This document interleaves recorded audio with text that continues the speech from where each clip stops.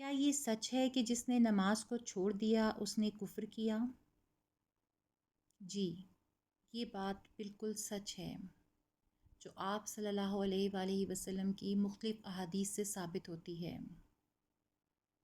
مسند احمد 1089 رسول اللہ صلی اللہ علیہ وآلہ وسلم نے فرمایا، ہمارے اور ان کے درمیان نماز کا عہد ہے، جس نے اس کو چھوڑ دیا تو یقیناً اس نے کفر کیا۔ مسند احمد 1088 سیدنا جابر بن عبداللہ سے مروی ہے کہ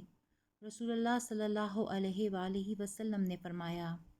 بندے اور کفر یا شرک کے درمیان نماز کے چھوڑنے کا فرق ہے۔ اسی طرح صحیح مسلم حدیث نمبر 246 ابو سفیان سے روایت ہے کہ انہوں نے کہا، میں نے حضرت جابر رضی اللہ تعالی عنہ کو یہ کہتے ہوئے سنا کہ میں نے رسول اللہ صلی اللہ علیہ وآلہ وسلم کو یہ فرماتے ہوئے سنا، بے شک آدمی اور شرک و کفر کے درمیان فاصلہ مٹانے والا عمل نماز کا ترک کر دینا ہے۔ مسند احمد 1090 سیدنا عبداللہ بن عمر بن عاص سے مروی ہے کہ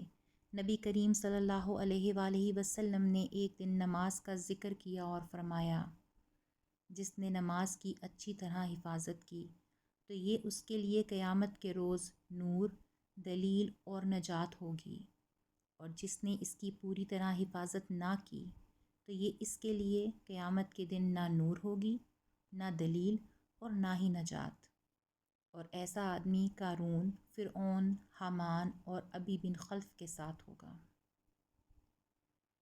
اے اللہ، ہمیں 5 وقت کا نمازی بنا دے، ہم سے جو بھول چوک ہوئی اسے معاف فرما دے، ہمارے گناہوں کو معاف فرما دے رب العالمین،